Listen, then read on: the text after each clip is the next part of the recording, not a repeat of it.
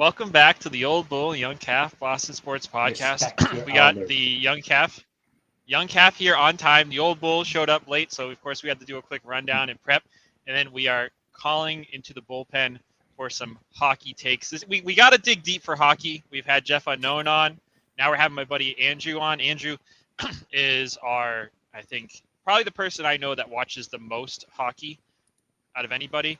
And we maybe at some point we'll have Tim on. So Andrew's here. His specialty is hockey. So we will start with hockey. And Dad, one of the things that we talked about last week that we felt like we had a major gap on was, okay, we fired the coach. How do we find the next coach, right? We were kind of being irresponsible fans. We threw our tantrum, said, get rid of this guy. And we had no answer to, well, who are you going to replace him with? So what did I do? I delegated like a true leader, and I asked Andrew to come up with some coaches. So Andrew sent me 3 names. Never heard of them before. So what are these coaches, Andrew, and what can you tell us about them, if anything? Yeah, so I mean, realistically, I have 5 answers. 5. Yeah. Okay. So okay, I gave you the big 3 though. But we'll just start internally, right? There's really 3 names internally that you need to know. One of them is Joe Sacco, of course, new interim head coach. The others are Jay Leach, and then the last is Ryan Moganel. Jay Leach again was working with Sacco. They were special teams kind of people, and they have been with the Bruins organization for a long time.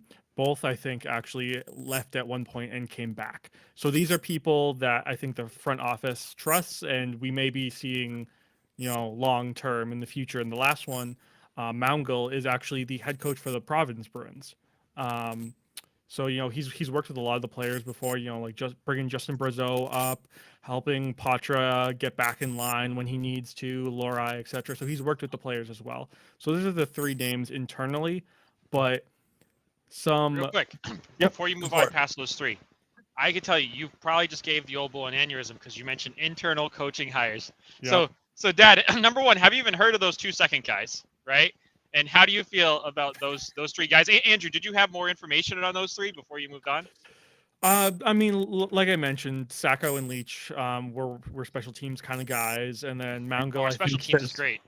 Oh yeah, I know exactly right. That's exactly what I was saying even before we had fired Monty. But those were probably the likely interim head coaches. But as far as the third goes, the Providence Bruin coach, he's been with the team for a couple of years at this point now.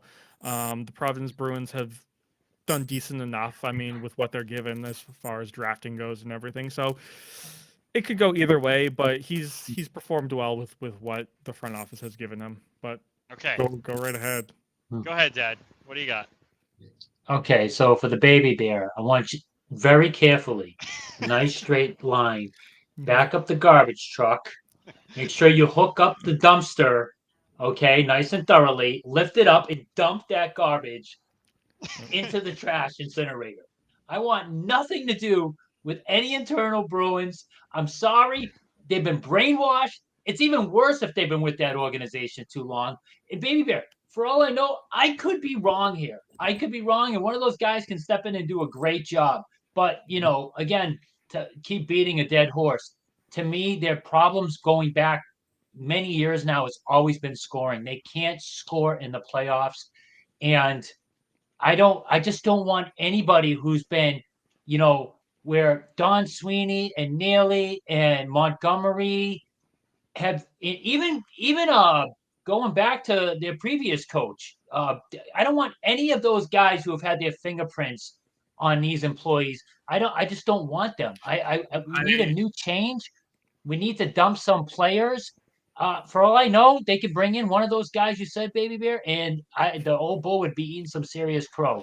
But hey, Sacco's righted the ship as far as giving up goals go. Like they're playing more disciplined. They're not giving up as many shots. So he's been better there. But I've been saying I'm not worried about them by the first half of the year. Once that's over, I always felt like they would right that ship. They got too much talent on D. Their goaltending's too good. I wanted a guy in here to jumpstart the offense. And oh God, 3 internal guys. I can't. Yeah, co-sign on that. I really agree with you there. The reason I bring those names up though is because, like I said, they're in the organization. Sweeney and Neely trust them, as unfortunate as that might be. I think they need to go personally, but that's a whole nother story. But the two other names that I think are really important. Yes, I want to hear that. Yes. This is who I want to hear. The first one is Todd McLellan. So Todd McLellan. Yeah. What organization is he in? So Todd last, I'm pulling it up here. He coached He for the was Sharks. with the Kings. He was with the Kings for a long time, from 2019. Well, maybe not a long time, to 2024. So there's some playoff success there and everything. With their run, I think the furthest they got was against Edmonton. They had lost, but they were pretty promising while they were there. It's just they ended up losing to Edmonton both times in the last couple of years. He won the cup as an assistant coach in 2008 as well. West Yeah. Coast dad. My dad wants a West Coast guy so bad. He wants So 10 to 10 scoring game. Yeah, this would probably be your guy though from the West Coast, because the other one's East Coast. But I mean, I'm already drawing up the contract. I'm Right, already yeah. writing it up. Oh, Like it's just a matter of how many years. I have He's a better from the one West for you. Coast. Yeah, get But him in here. Okay. Yeah, this one's definitely going to be the most likely, I think, if it's outside of the organization, because like I said, he got fired from LA in 24, which okay, sure, whatever, need a change in scenery and everything like that. But as far as that goes, LA had some weapons and everything. They were able to score and everything. But the second one, What's and that? I think, Wait. But before Yeah, we do that, we got Patrick Ryan here. What's up, Patrick Ryan? Thanks for taking the time to join. My buddy Andrew's on. Andrew watches so much hockey, so we thought we'd have him on for some expert takes and everything. So Patrick, I'm going to read what he just said. I like Joe Sacco. Already, I'm sure the old Bull's throwing a fit. I thought over the past few years, with the PK being dominant as much as it was, deserved another head coaching shot. I agree with Steve here that I would like to look outside of the organization, but remember, Montgomery was not an internal hire. I think Sweeney dropped the ball this offseason, spending big money on Zadorov when they could have used another top six forward. So, Patrick, Zadorov, however you spell it, he came out of left field. I don't know I don't know if anybody, I at least didn't hear them having any ties to that guy. He did, have a really cool highlight tape. The highlight tape started off by him cleaning the clock of a Florida Panthers player, which made it appealing for everybody when they saw it.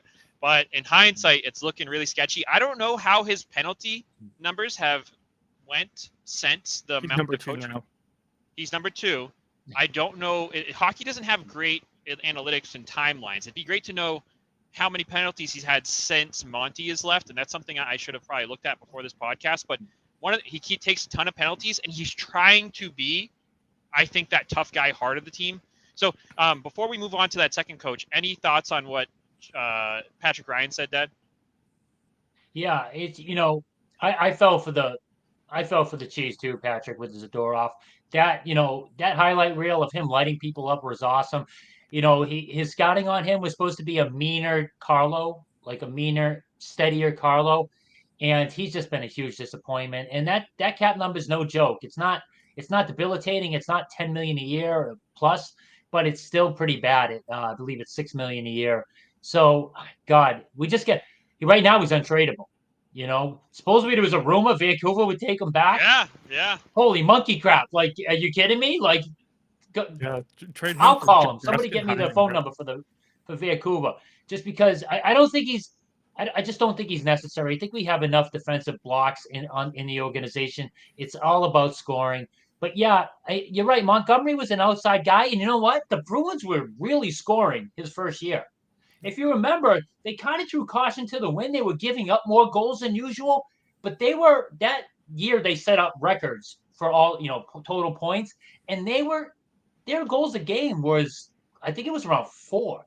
They were giving up some goals, but okay, I'll take that. That's why I want another coach coming from the outside. Montgomery was working at first. Eventually, the team ended up tuning him out for whatever reason.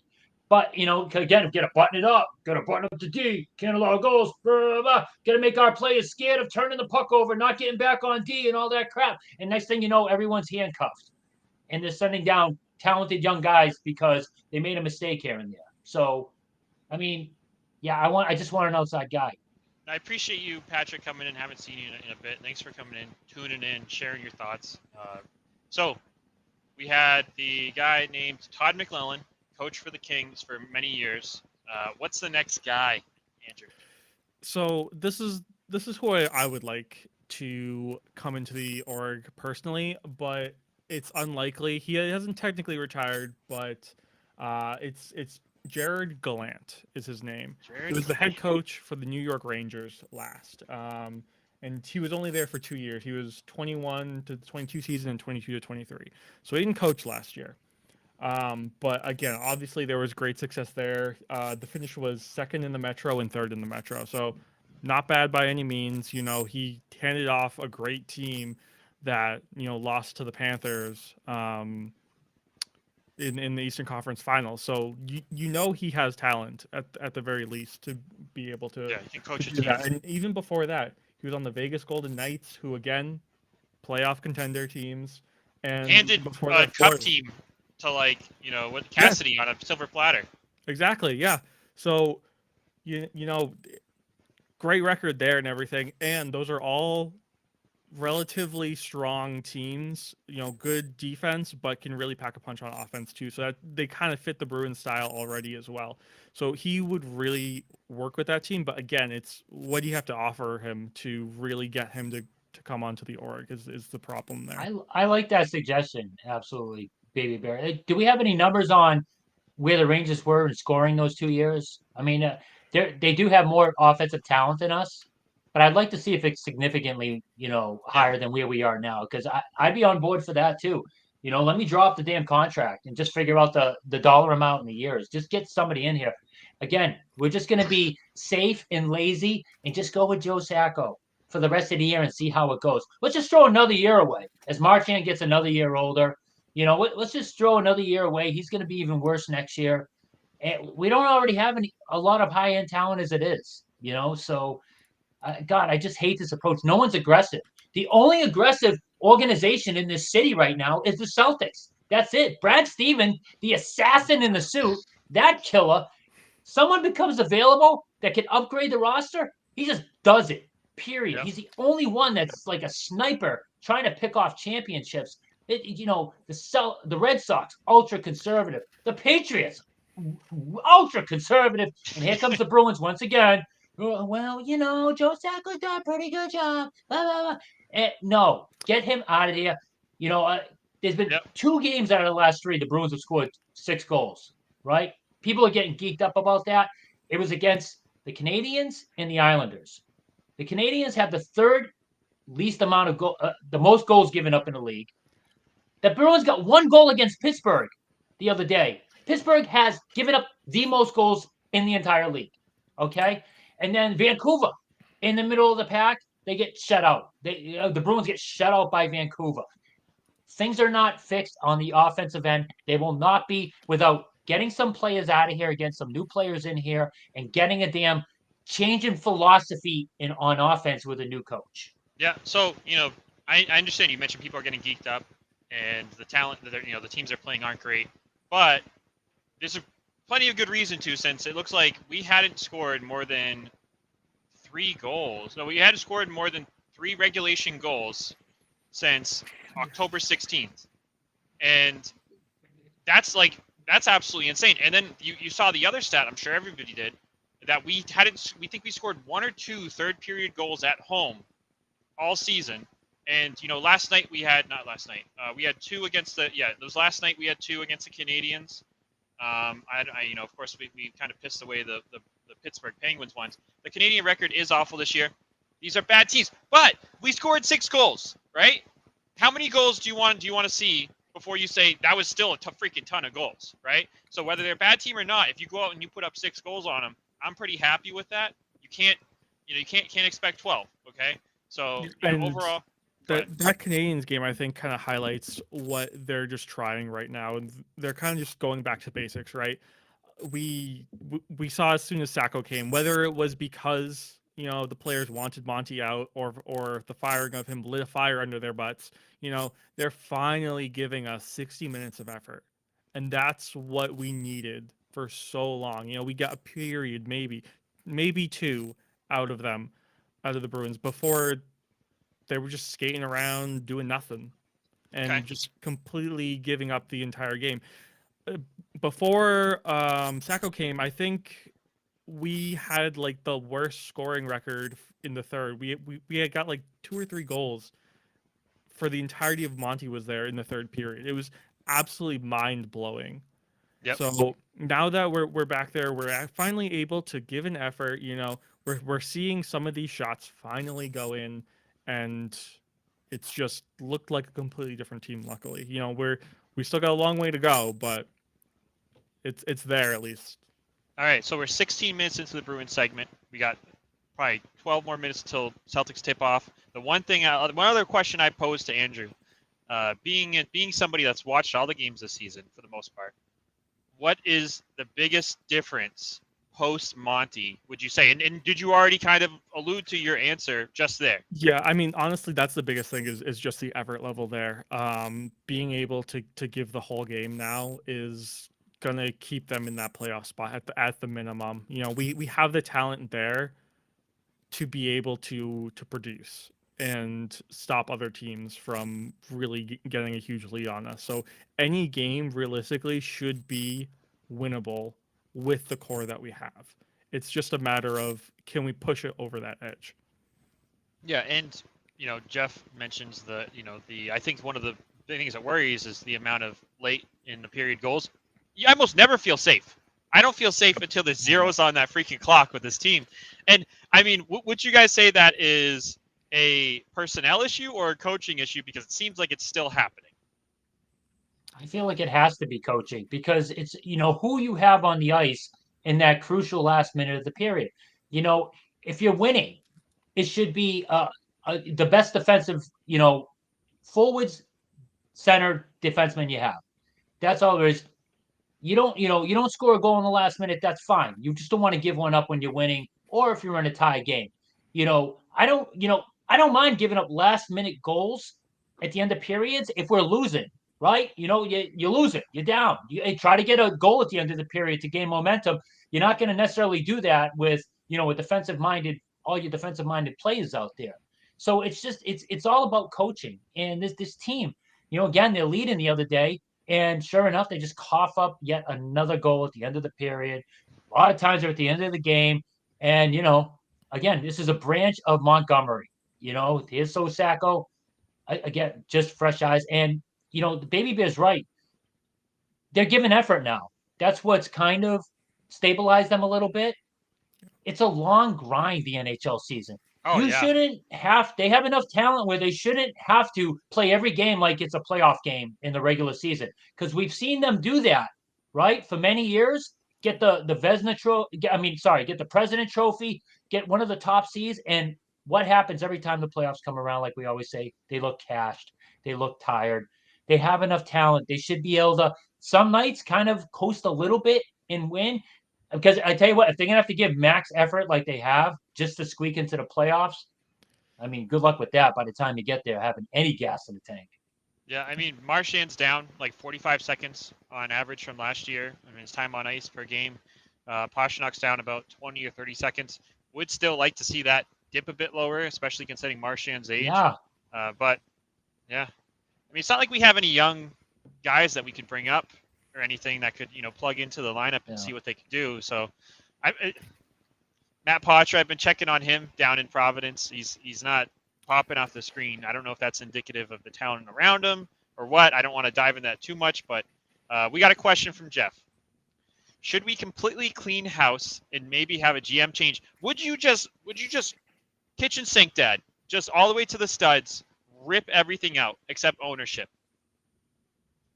Oh, I absolutely would. I've been saying that for a while. As much as I love Cam Neely from my childhood, I want to see Neely gone. I want to see Sweeney gone. I want to see a complete upheaval. And it's stale. It's old. It's stale.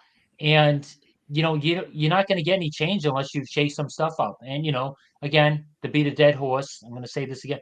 Start trading some players for equal value from other teams that have other players who are struggling as well. This guy's normally a point of game player like Marchand, but he's kind of having a bit of a down yet. Swap Marchand for him. Get hit, this guy's generally a 20 goal scorer, 30 assist guy, but he's having a down year. Swap Coyle for him. Get some new damn blood in here. Show the players we're not just all right. We're not just changing the coach. Where your jobs are in jeopardy. Everyone's jobs in jeopardy. You might risk getting sent to the damn San Jose Sharks if you're not if you don't start stepping up. So yeah, I want a complete upheaval, all of them. And I think the game that sticks out to me the most in my head was that Hurricanes game when we had the fourth line. The fourth line was it. Like, okay, this is all we got. Monty mixed it up. Can neither of you guess how many points Kastelik had in November? Oh. So at that point he had played, just part of October, the 8th to the 31st, and he had 7 points plus 9. Anyone take a guess how many points he had in November? 2. 0. Yeah. 0 points. Man. He played every single game in November, had 0 points. I don't know what Monty did. Monty, that line change in Carolina, mental boomed so much of this team. I remember that coming out. I'm like, why would you do that? Why? We lit them up. Yeah. Andrew, what do you got? To be fair to Kastelik there, they were trying to give him a promotion. They were like, okay, you've been doing great, right? Yeah, let's put you on the third. I agree. In hindsight, it's like they're just so hot. You cannot break this up, and that's why we've seen it return constantly. And then the other day, actually, he got a promotion again to the third line, but. It's that piece is tough. You want to reward some of your guys at least what they what you have judgment over, but it's a double-edged sword. If it's not fixed, if it's not broke, don't fix it. And that's an opportunity. You know what? Instead of promoting them, play them an extra few minutes a game and cut down on Pasta and Marchand's minutes to keep them fresh. Feels like problem solved right there, but. Anyway, what are you going to do? We probably should move on, Matt. It's 7:25. All right. So Andrews doesn't keep up with football at all, and I think we should move into football. And really, this is just going to be a complaining session. I cannot believe how inept Gerard Mayo is. Would it be hyperbole, Dad, of me to say that Gerard Mayo is the worst coach in the NFL? The Bears guy's pretty bad. The one they just let go. Well, he's gone. He's no longer a coach. He's no longer a coach. Listen, is Gerard Mayo the worst coach in the NFL after that? He is. But listen. Mac Jones last year. Gerard Mayo, God bless him. I'm glad. I am so glad he's here like Mac Jones was last year to destroy. To put some gasoline on the game. Okay. And some nuclear weapons and some plastic explosives and just blow up the game and get us that better draft pick. Because, again, losing culture, blah, blah. Nope, I don't care. The best players come at the top of the draft. It's always better to be in the high part of each round, early part of round 2, early part of round 3, top 10. Listen, if you're not going to make the playoffs, who the hell cares? What the hell is the difference between 8 wins and 3? I'm sorry, nothing. This isn't the Felger and Maz show where I know you care about the culture and blah, blah, blah, and that's just trash organizations. Okay, call me a trash organization. Because you know what, being a trash organization, you know what Mac Jones got us last year? God bless you, Mac Jones. He got us Drake May. He got us Drake May from sucking so bad and getting us that number 3 pick. Can you imagine if we squeaked out a couple more wins? Oh, yeah. Oh, my God. What a disaster. We would have nothing. The Giants would have Drake May. Drake May is all we have. Exactly. So thank you, Gerard Mayo. Because of him, we're going to get that LSU left tackle or the other left tackle I forgot about. And now we get some serious building blocks. You can make a major trade, bring in a number 1 wide receiver or sign T. Higgins. And now you're talking. Now we're freaking talking. Honestly, Gerard Mayo, awful. God bless him, though. I hope he just crashes and burns so they get rid of him at the end of the year. and I hope he blows the last 4 games. That's for sure. Get me that number 1 pick. And real quick before you go, Andrew, I say the worst coach currently. I think what's the Ohio State coach that coached for the Jags? Urban. Keith Urban? No, Urban Meyer. Urban Meyer. Keith Urban's He's not the worst coach singer. ever. Keith, yeah, but go ahead, Andrew. No, I was gonna say honestly, you touched on it briefly about how just absolutely tanking, right, the team in order to get that good draft pick. In the NFL, I think that is one of the only leagues that makes sense in. Oh like, yeah. There's 16 games a year. Like, who cares really? Like, what are we? We're 3-10 right now, right? We absolutely suck. Who cares? What's 1 or 2 more? Like, give us the number 1 pick and just be done with it. And in the NFL, Andrew, what's really big is when you draft a player in the first round, you get them for a 5th year. And that's why first round picks are so important. And when you get top end talent for that 5th year at a high value, it's absolutely major. So Tim's here. What's up, Tim? Is Gerard Mayo a master in perfectly losing for the pick? I think that is giving him too much credit. There is no way. So Gerard Mayo is more likely to have a little rat underneath his head that is pulling on his hair and telling him how to coach than he is actually making these decisions, Tim, in a futuristic manner. This guy is so profoundly inept. He cannot be faking it. Going after the game and saying, "Oh well, we won a championship here a few years ago," doing it the other way after the game, patting himself on the back. I don't even think he was there. Actually, what? He was a player. Was he a player? Was he a player against the Seahawks? Seattle. Yeah, he just got injured. He was out for the year at the last part of the year. Okay. So, So he was a player. He was a player. He was on the roster. But I mean, he's already resorting to talking about past championships, right? And then he goes on the Greg Hill show and he gets challenged about that.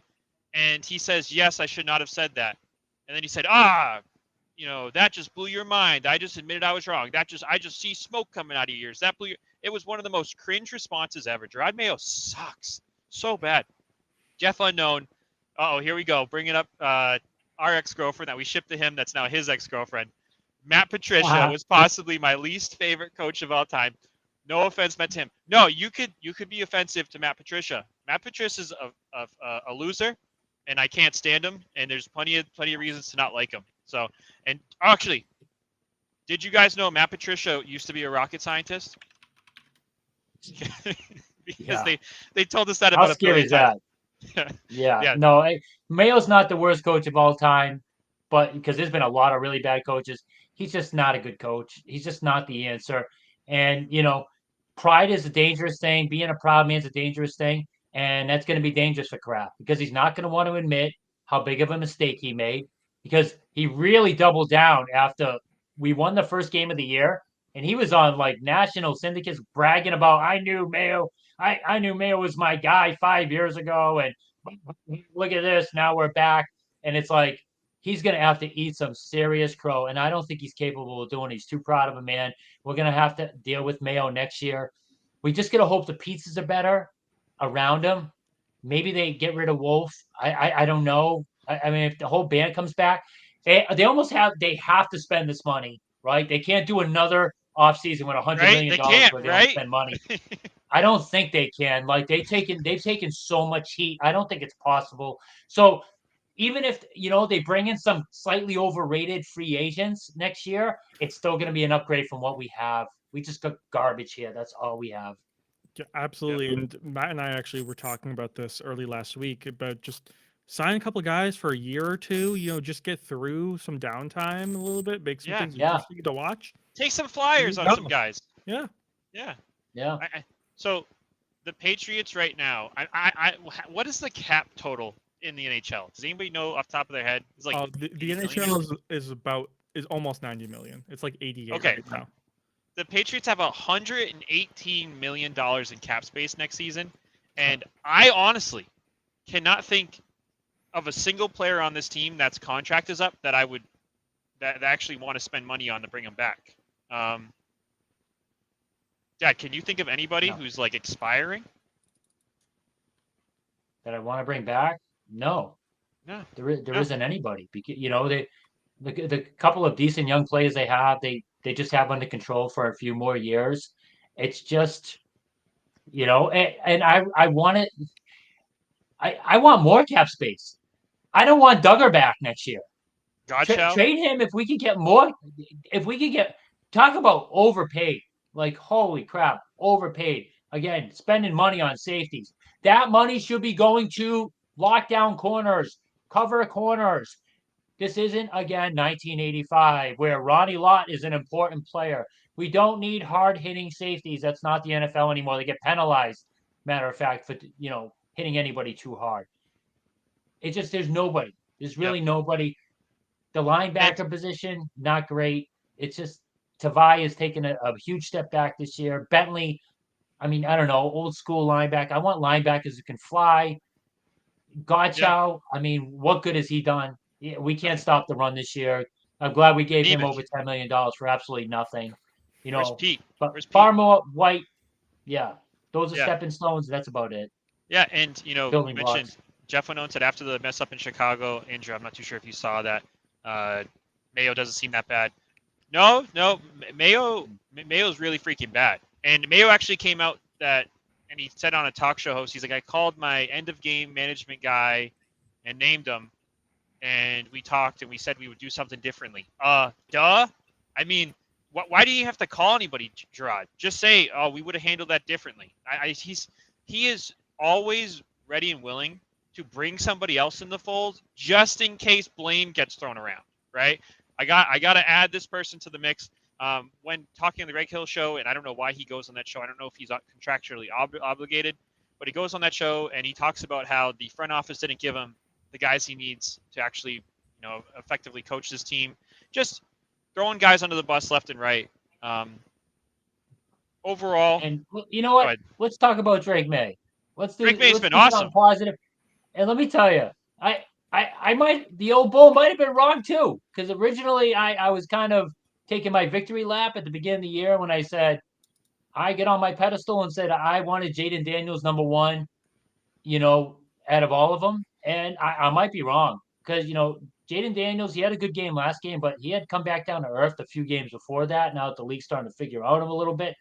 And it's not that he's still bad. I'm not saying that. I still think Jaden Daniels is going to be awesome. Yep. But, man, can you imagine Drake May with a competent coach around him, a competent group of talented players around him, and a real offense? I mean, this guy's got us three lining up at wide receiver. Yeah. He's got the baby bear in the slot. He's got the young better hands than all those receivers playing the X, and he's got the old bull at tight end. That's who he has out there.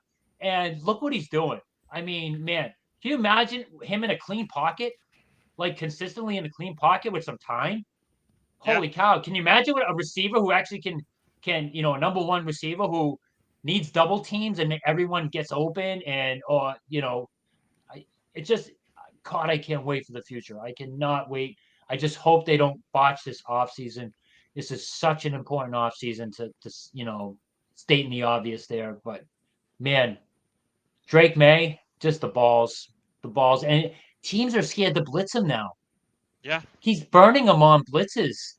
And they adjusted. They didn't want to go to any man coverage after that first quarter because they had called a man coverage defense. Drake May got 41 yards rushing on one play because, the defenders are all covering their guys downfield, not watching what's going on in the backfield. Oh, Drake May, little slip to the right, jukes to the left, 41 yards later.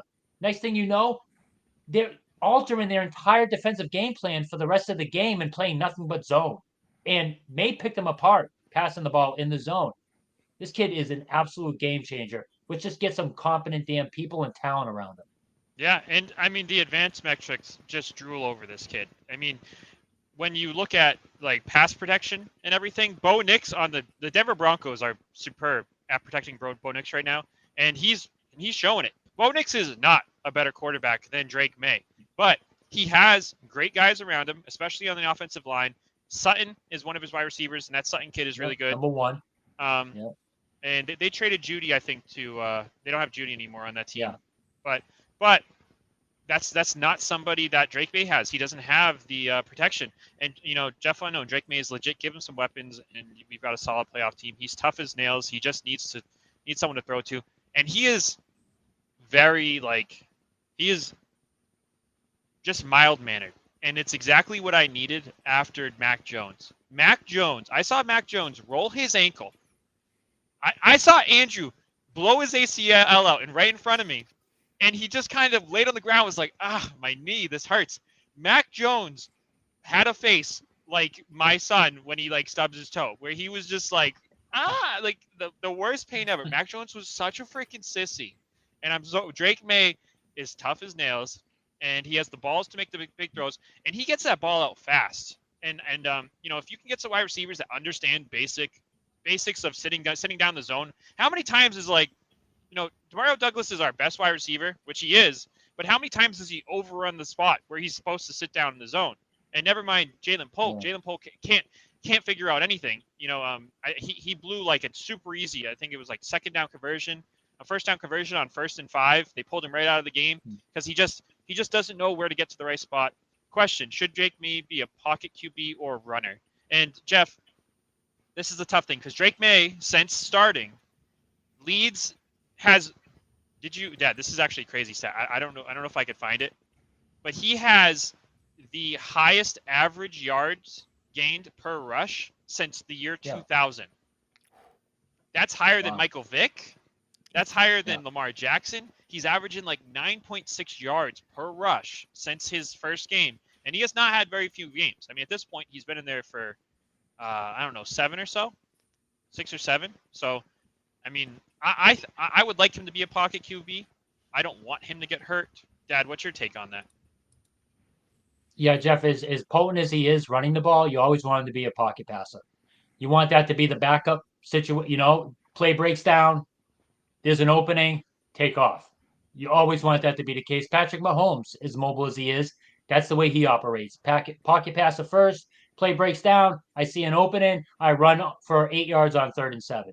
That's what you want. You don't ever want to be solely a runner. Those guys just don't have a general good track record of winning Super Bowls or staying healthy. You don't want any of that. And tell you what I would like to see, not that he's necessarily earned it, but I like to see Drake May give him some freedom audibling out of some plays. I don't think they're doing that yet. Because let me tell you, sometimes Drake May needs to save Alex Van Pelt from himself. Both of those turnovers the Patriots got, I think they went 3 and out after both of them. Just running the ball. Run. Oh, 3rd and long. Now we try to throw. And, now we need a miracle from Drake May. Where is the play action passes? Where are they? Especially last game, we were running the ball successfully. We should have been really lighting them up with some play action passes because they would have had no choice but to bite on them because we were running the ball. It's just infuriating. Yeah, and Jeff, coaching staff, I can't stand them.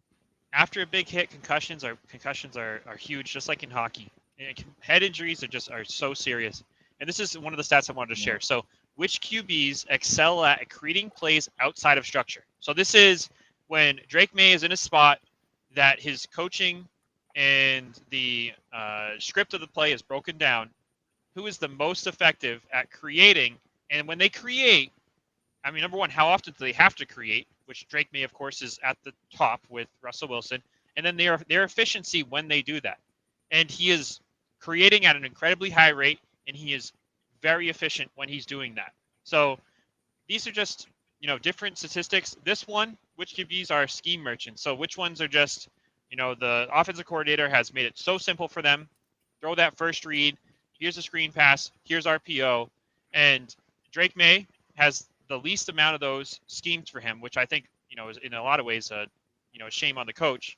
And, he's still, right on the money for efficiency. So this is, a coaching issue in a lot of ways, and then a front office issue. So any other? That's another great thing to have, right? Yeah. The play breaks down, he can run. The play breaks down, he can throw those off-script, amazing Patrick Mahomes-like throws, Josh Allen-like throws. He's already showing that as a rookie. And I mean, talk about bittersweet, that interception he threw, that was Hunter Henry's fault. Like, of course, the fan of me wanted that touchdown, 2 touchdowns, no picks, but that we win the We game. needed it. You We know what I needed it. mean? That's a win. And it's like, it's so torn with that. I'm like, really would have loved for him to get another touchdown pass, for his confidence and all that. And, no interception. And it wasn't his fault. And it did help us get the loss, which once again, the 3 teams above us, 2 of them, I don't think they're going to, as long as we lose the rest of our games, 2 of them play against each other. So that's 1 win right there automatically. And they have easy schedules where there's winnable games. The only threat to us having the number 1 pick if we lose the rest of our games is the Giants. The Giants really don't have a great schedule at all the rest of the year. They're playing nothing but really good teams. So we would need like a major upset out of them. So, we're looking at possibly the number 2 pick right now. But yeah, that Drake, that interception at Hunter, Travis Henry, I just rewatched whatever his it. name is. Oh my gosh, that was. I mean, that's what we need. Inject that, because we're not going to get a lot of that at the quarterback position anymore. We don't have Mac Jones back there to throw 3 interceptions a game, or take a really bad sacks, or luckily the Joe Sly kid, he's shaking some kicks. So thankful for him. Yeah. Taking that 25-yarder, because we have to get creative to lose these games. We are at the quarterback position, we are good enough to where we can squeak out some wins. So that's the kind of scary part. Luckily, Gerard Mayo is making up for that deficit. And big shout out to Gonzalez. Gonzalez continues to shine. I mean, what an awesome pick that was. Lockdown corner. We're tied to some corners in the draft. I really don't want to draft a corner. We're also tied to that Penn State edge rusher that everyone's saying is the next Micah Parsons and all that. But, man, we need offensive line.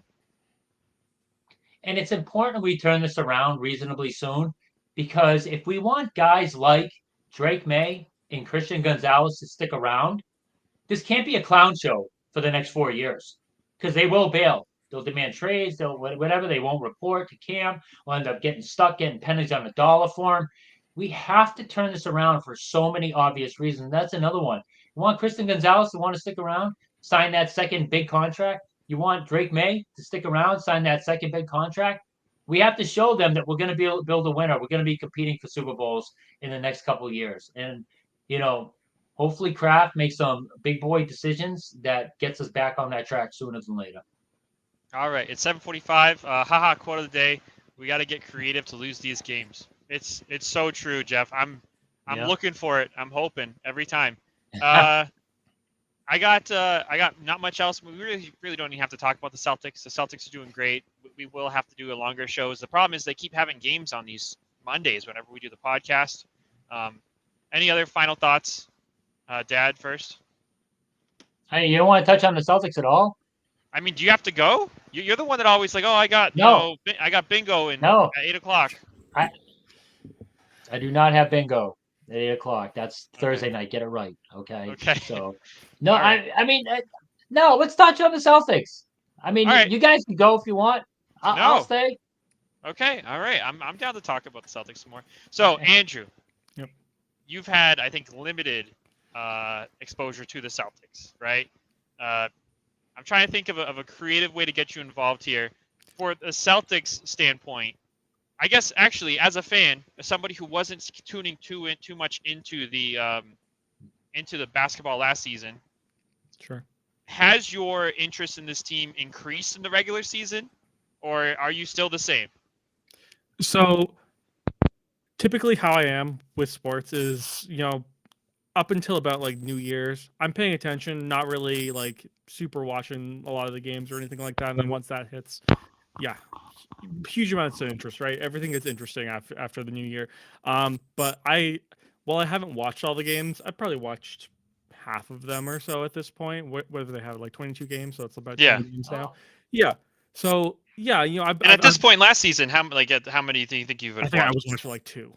I watched 2, and they were still great last season. It's just now it's absolutely undeniable, right? Like even with KP out and everything like that, you have the whole team just absolutely dominating for the most part. I mean, there have been games here and there, but then you have bench players too who are just amazing. Pritchard, Hauser, Kita. Like it's just great to watch the Celtics dominate.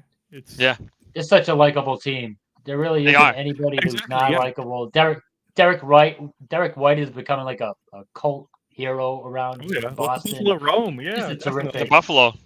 Yep.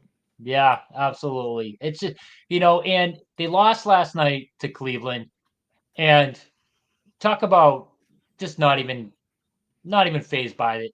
Cleveland they had their full roster. I don't want to hear that they were missing. I get stuck listening to the Cleveland announcers because I'm down here in Florida. Whoa, we're missing what the heck is his name? Wade or something. Get that Oh, crap out of Dean here. I don't Wade. want to hear about Wade. We were missing Jalen Brown and Derek White last night. It was in Cleveland. They played like it was literally Game 7 of the NBA championship, and they still barely took like a miracle for them to beat us, missing those It was two a one players. possession game. Yep. Yeah, it's like, okay, you got us. Yay, good job. We'll see you in the playoffs. And I'm telling you, it's early still. Things can change, but holy cow, does the East look like a complete bag of garbage? I They're just gonna waltz again. I mean, if that's our top competition, that Cleveland team I saw last night with us missing Brown and Derek White, I mean, let's just forget about it. The Knicks are struggling. They were supposed to be our chief competition. There's still a lot of season left. Maybe they turn around. Orlando's been okay, and after Orlando and Cleveland, everyone has been so underwhelming. There's so many teams under 500 in the East. There's it's gross. And Yeah, you and know, real quick, Tim, I'm glad they're out of the tournament. Focus on the championship. Are they out of the in-season tournament? Is that official? I hope so. I got to. Hopefully they are. Yeah, I have to. So according to this ESPN article that was written today, we are technically a wild card only. I don't know exactly what that means, but get us out of there. No need for an Oh, extra game. Completely focused, and they make you hang a banner. I do not want to put an in-season championship banner up there. They require you to hang a banner. They made the Lakers do it last season. I honestly couldn't care less about that loss. Cleveland is a solid team, and some of our big guys were out. We got them in the playoffs. Completely agree. We got these guys in absolutely. the playoffs. Yeah. And Cleveland, they are performing at their best. Like they're everything's firing on all cylinders. They've had a rough stretch of games. At this point, we've lost 4 games by a total of 14 points. Cleveland Yeah. has already surpassed that total in their 3 games. They got their doors blown off by Atlanta in one game, and they lost by 11 in another game. So you could say they really got beat pretty handily. So when we are losing, we're And losing tight.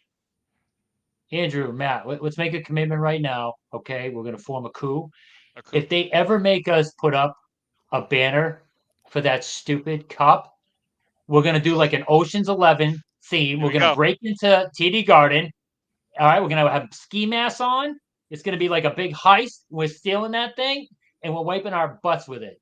That thing is get that out of my That's winning rafters immediately.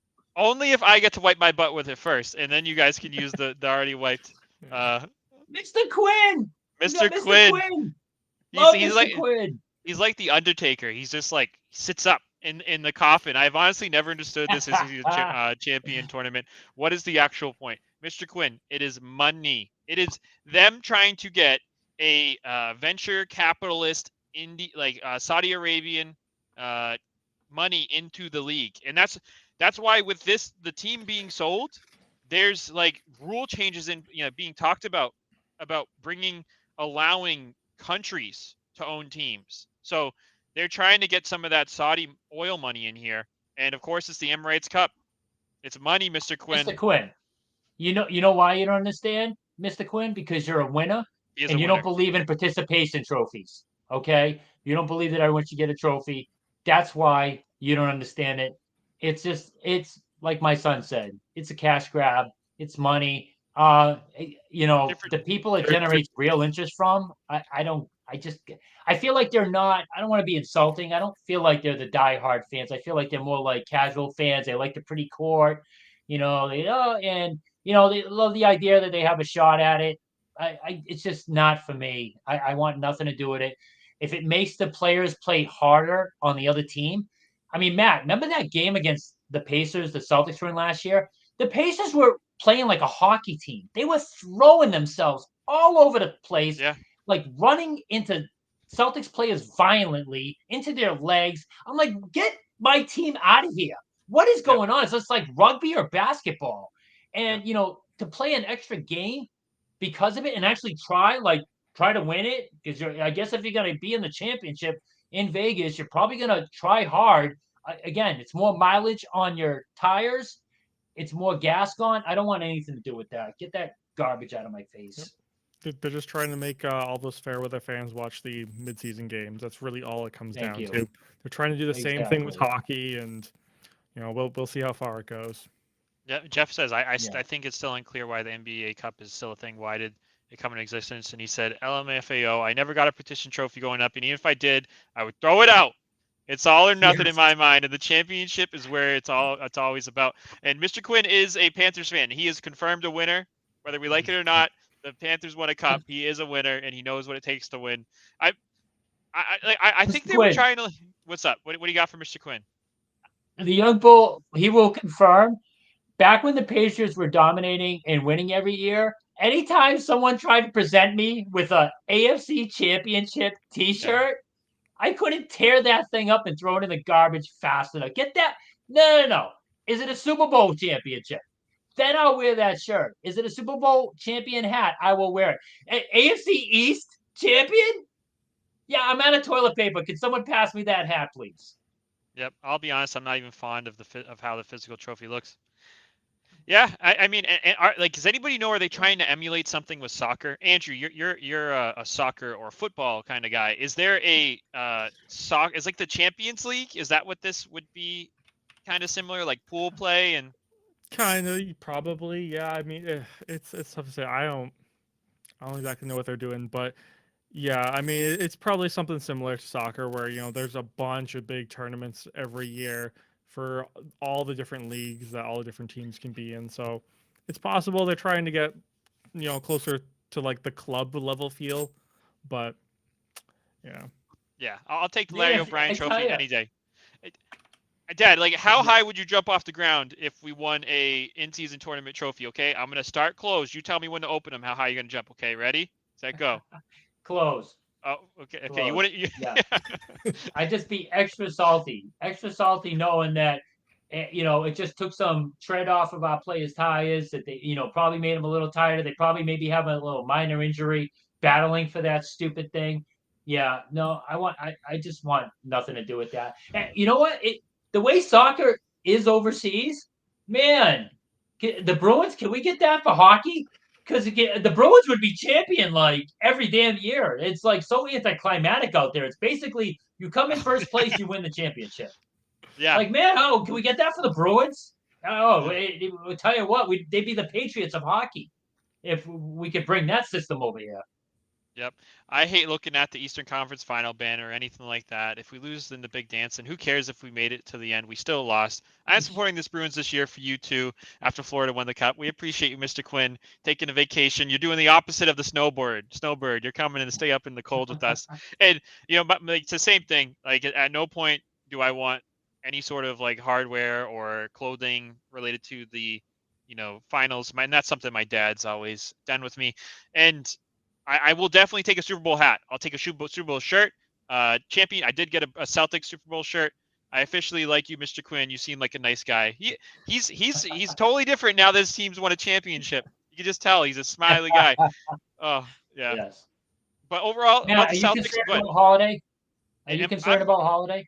I'm not concerned about Holiday, but one thing I will say is, and this is somebody I got to give credit to whoever this was on Reddit. I got this from Reddit. But the game changed when Missoula took Drew Peterson out and put Holiday in, because Holiday just couldn't keep up with Donovan Mitchell, right? Drew Peterson was actually doing a pretty darn good job, and I was surprised to see him out there. I feel like that was a genius move, and it's almost like Joe took him out in a similar way of Marcus Smart where you got to put your best guy in at the end. You can't just kind of let the hot hand ride, which is kind of the opposite of what I've known, Joe to do. Thank you. Look at these guys, Jeff Unknown and Mr. Quinn. High five, and I appreciate it. I like it. Celtics stink. Thanks, Pete. We should have had you on for the Celtics segment, Pete. I didn't. I'm sorry you had to type all that out, but that was a good take there. Yeah. Crap on the only team trying to win, Pete. Where were you when we were on the Bruins earlier? Way to show up late. Yep. Damn slacker. Yep. But yeah, Holiday, I'm hoping it's just a slump and it's not age. That's for sure, because he has not looked great recently. So hopefully he hits a few 3-pointers and gets his groove back, and it's just a blip on the radar. Because that'd be something to look. Because they just signed him to an extension. If he's on the decline fast now, that's a future problem that's not necessarily minor. But Matt, you want to say who was your biggest Celtic surprise? Weren't you going to pose that question? Yeah, and so real quick, let's say Peter's always reliable for the comic relief. Yeah, Pete says it's too many gym rats, too many lunch pail kind of guys. At the Y? Yeah, lunch pail kind of guys. Too many white guys on the court at one time, as Larry Bird would say. The white guy guarding me. And then Bruins suck as well. Thanks, Pete. As always, consistent. So the biggest surprise for the Celtics, and I think that this is, kind of the easy one, the slam dunk. But I wanted to bring up Peyton Pritchard. Andrew brought him up earlier. He was one of the first names out of Andrew's mouth. What a super fun player to watch. He gets a ton of praise from Joe, from his teammates about his work ethic. This guy, he's blowing Malcolm Brogdon's numbers out of the water for Malcolm Brogdon's 6th Man of the Year season. He came in last game against the Cavs, and the Cavs straight up, I think it was Bickerstaff. That's their coach, I'm pretty sure. But they did the foul thing, didn't let him take a shot. He's like, he said, usually we would let it play out, but there's no way I'm watching Peyton Pritchard hit a step back on us. And he named Peyton Pritchard specifically because he knew it's inevitable. Pritchard's going to hit a buzzer beater against you, which I love. And I love that Joe kept him out there, and they kept putting the ball in his hands. So I was super thankful for that. Patriots and Red Sox suck too. There you go, Pete. Yeah, thanks, Captain Obvious. But anyway, hey, Matt, if you remember my 90-50-10 for the Celtics, one of them was Peyton Pritchard was going to be so good that him, Holiday, and White, their time is almost going to be, remember, divided evenly. Yeah.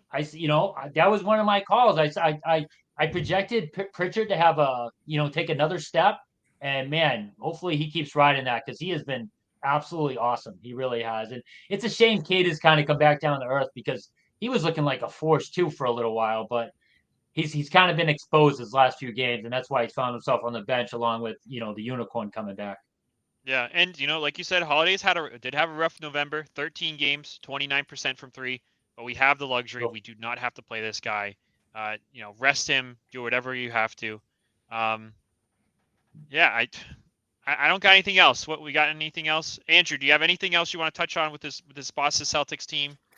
Any questions, comments, concerns? Not really. All I can do is just keep saying the same thing: is singing the bench's praises. Honestly, you even mentioned it briefly. We have the luxury not to play these sort of injured players, or Yep. So who cares? We're still hot as ever can be in the regular season. We don't need to come out, with what are we, like 4 losses or 5 losses now or something like that. We don't need to come out 77-5 or whatever. Who cares if we get somewhere in the middle? We're gonna destroy anyone in the playoffs anyways. Yep. I'm with you. It's all about making sure that there's plenty of gas in the tank, plenty of load management. I'm always beating that drum. I'm almost disappointed that Porzingis came back so early. He's looked great, though. It's been, super encouraging. I kind of wanted him in bubble wrap for a little longer. Pete, we love you. We know your negative Nancy approach, and happy holidays, my friend, to you and your family. And, those who don't know Pete is a strong dude. That dude is... He's the man. He's solid. He is. Protected my dad from getting bullied growing up. He protected my dad in street hockey. So 18 times is all that needs to be said for this current team. Completely Not sure that happened, but so Andrew's looking to get into recreational hockey, Dad, and maybe you could come along and show him how to get into fistfights in recreational hockey. I'm not sure. Peter's the one who he wants to hit up for actual skill. Peter was like, like I've said before, I thought he was like at one time one of the best. I thought he was the best street hockey player in Central Massachusetts for a while back in his prime. Peter was just I mean, he'd spin with the ball on his stick like he's that table hockey guy. You spin the thing. It was like, what? How the hell does he do that? Yeah. We're down by a goal at the end of the game. He played defense. He would just take the ball behind his own net and he just take it upon himself. He would just Bobby Orr that crap. Just go around 5 guys and just deke the goalie and roof it. It was, I mean, he was something to watch. But yeah. If you want to learn how to throw hands, you probably hit me up. If you want to actually know how to play hockey and dazzle and score goals, you hit Peter up. Yeah, this podcast will never be hosted at the Teamworks in Northborough because my dad is actually banned from the Teamworks in Northborough because of physical altercations. So you will not see us there. That is for sure. And speaking of Andrew's talked about this team does not have to empty the bucket to win these games. Last playoffs, 2-0 on the road against Miami, 2-0 on the road against the vaunted Cleveland Cavaliers. Beat them by 13 and by 7. 2-0 on the road against the Indiana Pacers. And then 1-1 gentleman sweep to win the championship against the Dallas Mavericks. No, Matt, you had it wrong. Your dad was the one. My dad was getting in a lot of fights when he shouldn't have. In street hockey, you're like ice hockey. It makes sense because you fall over and it's over. Street hockey, it's just a boxing match. It doesn't even make any sense. Yeah.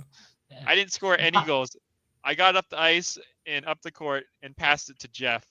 That's all a lie.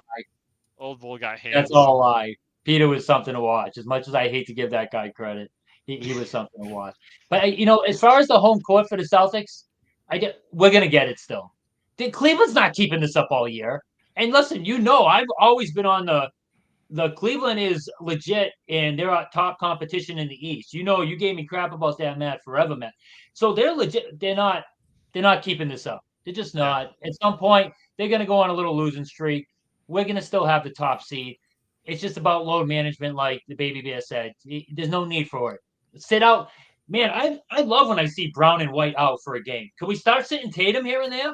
Can we start sitting Holiday here and there? And definitely Porzingis and Horford. Get them. If I had my way, they'd play 1 out of every 3 games, to be honest with you. Not only that, that's what make me happy.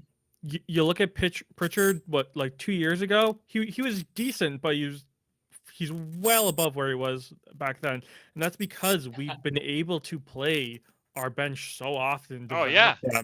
So make them these star players and just go out there and just smash everyone. Yeah, and especially Jordan Walsh. I mean, get Jordan Walsh more time. He's flashed, on defense. He's been hitting some threes. I would love to see some more minutes with him. And I don't know. And Drew Peterson played good minutes against that Cleveland team. There's no reason Drew Holiday and Al Horford should be playing 30+ minutes a game if they need time off.